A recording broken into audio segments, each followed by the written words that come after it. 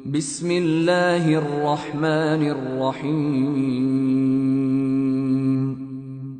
পরম করুণাময় ও অসীম দয়ালু আল্লাহর নামে শুরু।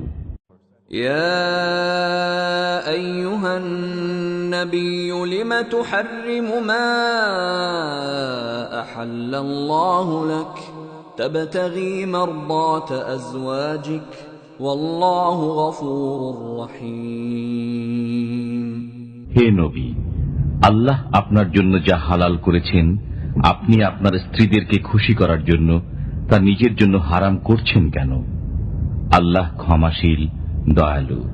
قد فرض الله لكم تحلة أيمانكم والله مولاكم وهو العليم الحكيم। আল্লাহ তোমাদের জন্য কসম থেকে অব্যাহতি লাভের উপায় নির্ধারণ করে দিয়েছেন। আল্লাহ তোমাদের মালিক, তিনি সর্বজ্ঞ, প্রজ্ঞাময়। وَإِذْ أَسَرَّ النَّبِيُّ إِلَى بَعْضِ أَزْوَاجِهِ حَدِيثًا فَلَمَّا نَبَّأَتْ بِهِ وَأَظْهَرَهُ اللَّهُ عَلَيْهِ عَرَّفَ بَعْضَهُ وَأَعْرَضَ عَن بَعْضٍ فَلَمَّا نَبَّأَهَا بِهِ قَالَتْ مَنْ أَنبَأَكَ هَذَا قال نبأني العليم الخبير। যখন নবী তার একজন স্ত্রীর কাছে একটি কথা গোপনে বললেন, অতঃপর স্ত্রী যখন তা বলে দিল এবং আল্লাহ নবীকে তা জানিয়ে দিলেন, তখন নবী সেই বিষয়ে স্ত্রীকে কিছু বললেন এবং কিছু বললেন না। নবী যখন তার স্ত্রীকে বললেন, তখন স্ত্রী বললেন, কে আপনাকে এ সম্পর্কে অবহিত করল? নবী বললেন, যিনি সর্বজ্ঞ, ওয়াকিফাল, তিনি আমাকে অবহিত করেছেন। ইন তাতুবা ইলাল্লাহি ফাকাদ সাগাত কুলুবুকুমা ওয়া ইন তাযাহারা আলাইহি ফাইন্নাল্লাহা হুয়া মাওলাহু ওয়া জিবরিল ওয়া সালিহুল মুমিনিন ওয়াল মালায়েকাতু বা'দা যালিকা যাহির।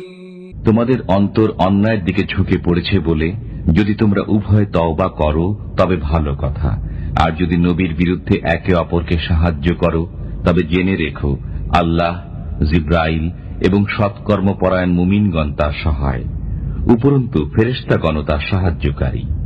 আসা রাব্বুহু ইন طلقكن أن يبدله أزواجا خيرا منكن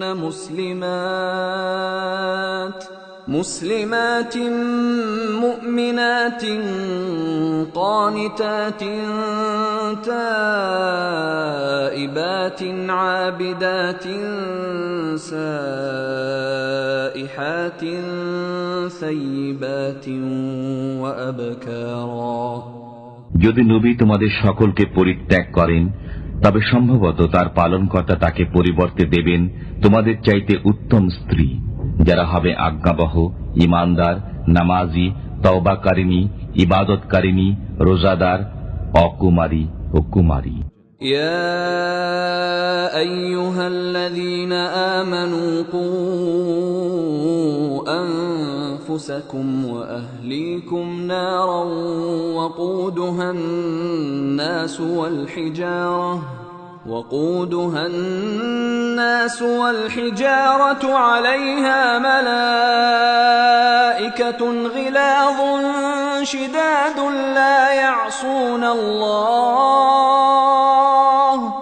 لا يعصون الله ما أمرهم ويفعلون ما يؤمرون। হে মুমিনগণ, তোমরা নিজেদেরকে এবং তোমাদের পরিবার পরিজনকে সেই অগ্নি থেকে রক্ষা করো যার ইন্ধন হবে মানুষ ও প্রস্থর, যাতে নিয়োজিত আছে পাষাণ হৃদয়, কঠোর স্বভাব ফেরেশতাগণ। তারা আল্লাহ যা আদেশ করেন তা অমান্য করে না এবং যা করতে আদেশ করা হয় তাই করে।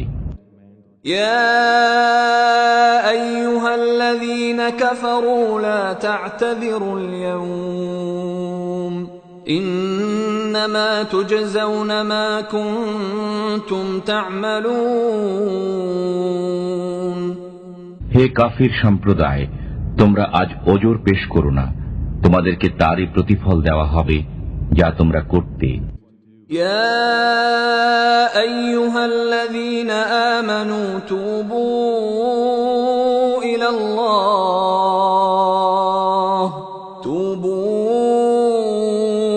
الله توبة نصوحا عسى ربكم أن يكفر عنكم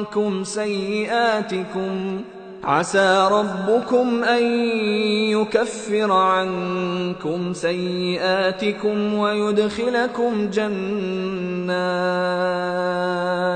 ويدخلكم جنات تجري من تحتها الأنهار يوم لا يخزي الله النبي والذين آمنوا معه نورهم يسعى بين أيديهم وبأيمانهم يقولون ربنا أتمم لنا نورنا واغفر لنا إنك على كل شيء قدير হে মুমিনগণ, তোমরা আল্লাহর কাছে তওবা করো, আন্তরিক তওবা। আশা করা যায় তোমাদের পালনকর্তা তোমাদের মন্দ কর্মসমূহ মোচন করে দেবেন এবং তোমাদেরকে দাখিল করবেন জান্নাতে, যার তলদেশে নদী প্রবাহিত। সেদিন আল্লাহ নবী এবং তার বিশ্বাসী সহচরদেরকে অপদস্থ করবেন না। তাদের নূর তাদের সামনে ও ডান দিকে ছুটোছুটি করবে। তারা বলবে, হে আমাদের পালনকর্তা, আমাদের নূরকে পূর্ণ করে দিন এবং আমাদেরকে ক্ষমা করুন। নিশ্চয়ই আপনি সবকিছুর উপর সর্বশক্তিমান। يا أيها النبي جاهد الكفار والمنافقين واغلظ عليهم ومأواهم جهنم وبئس المصير হে নবী, কাফির ও মুনাফিকদের বিরুদ্ধে জিহাদ করুন এবং তাদের প্রতি কঠোর হন। তাদের ঠিকানা জাহান্নাম, সেটা কত নিকৃষ্ট স্থান। ضرب الله مثلا للذين كفروا امرأة نوح وامرأة لوط كانتا تحت عبدين من عبادنا صالحين فخانتاهما فلم يغنيا عنهما من الله شيئا وقيل ادخلا النار مع الداخلين আল্লাহ কাফিরদের জন্য নূহ পত্নী ও লূত পত্নীর দৃষ্টান্ত বর্ণনা করেছেন। তারা ছিল আমার দুই ধর্মপরায়ণ বান্দার গৃহে, অতঃপর তারা তাদের সাথে বিশ্বাসঘাতকতা করল। ফলে নূহ ও লূত তাদেরকে আল্লাহর কবল থেকে রক্ষা করতে পারল না এবং তাদেরকে বলা হল, জাহান্নামীদের সাথে জাহান্নামে চলে যাও। وضرب الله مثلا للذين آمنوا امرأة فرعون إذ قالت رب ابن لي عندك بيتا في الجنة ونجني من فرعون وعمله ونجني من القوم الظالمين আল্লাহ মুমিনদের জন্য ফিরাউন পত্নী দৃষ্টান্ত বর্ণনা করেছেন। সে বলল, হে আমার পালনকর্তা, আপনার সন্নিকটে জান্নাতে আমার জন্য একটি গৃহ নির্মাণ করুন।